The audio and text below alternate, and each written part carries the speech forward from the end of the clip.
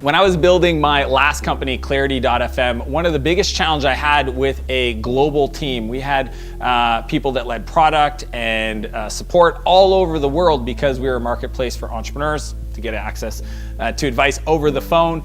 And I had to go on a journey to design a very effective, fun, and productive meeting. One of the things that I hate the most in the world is going to a meeting where there's no clear outcome, there's no clear structure, and people, just because they have an hour for it, they take the whole hour when it could have been done in 15 minutes. I want to share with you the 5 steps to leverage meetings to get the most out of your team. Step number 1, time to celebrate. One of the most important things that I think from a culture point of view is to celebrate the wins with your team. So having a quick 3-minute window to just prompt everybody on the meeting to share some wins over the previous week is an incredible opportunity to just build awareness of what's going on that's great in the company, and also have an opportunity to share customer headlines. If you're the CEO, or maybe you have somebody in sales or in customer success, and they're talking to the customer, they're front line, and they're not reporting back some of the incredible wins that your clients and your customers are having,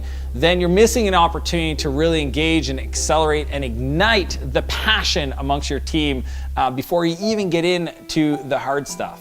Step number 2, measure to manage. One of the lacking indicators in most weekly team meetings is some level of a scoreboard or scorecards or whatever. I just call it the funnel metrics. Every business follows some level of, lead generation, lead nurturing, conversion, delivery, and expansion. So upsells, cross-sells, especially in SaaS. And if you don't have those defined and assigned to somebody, I call it LMA, leads manages and accountable for that specific metric, then you're just having meetings to talk about projects and to-do lists, and you're not actually producing results. So use those funnel metrics to manage the team. Don't manage the projects. Look at the numbers, ask people to be accountable for them, and week to week, make small improvements. Step number 3, focus on the few. One of the Achilles heels of every entrepreneur is choosing to do way too many things in a year, and honestly teaching your team that it's okay to lose. I can't tell you how many times I've been on a coaching call and I ask my client what their goal is for the year, and they're like 10x growth. And I'm like, look, I'm super excited for your passion and energy and confidence around that goal, but how many times have you pulled that off?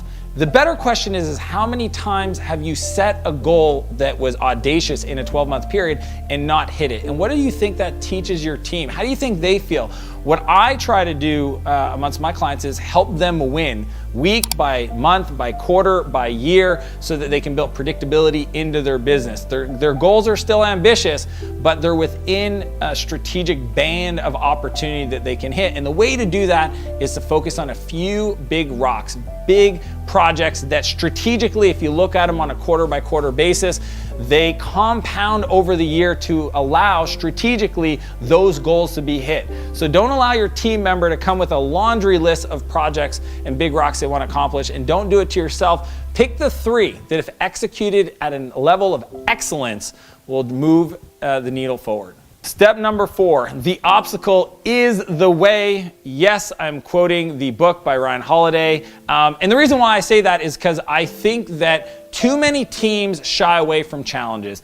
And what I've learned over the years building and scaling companies is it's in those moments of pushback, of friction, of challenges, that if you make it through those areas, maybe it's product development, maybe it's marketing, maybe it's in sales, that's why you're gonna win. Because everybody else, when they kind of hit that resistance, they decided to step back their ambitions, pull back from that potential outcome, and decide not to pursue it. And I think that it's in those moments that you gotta move forward.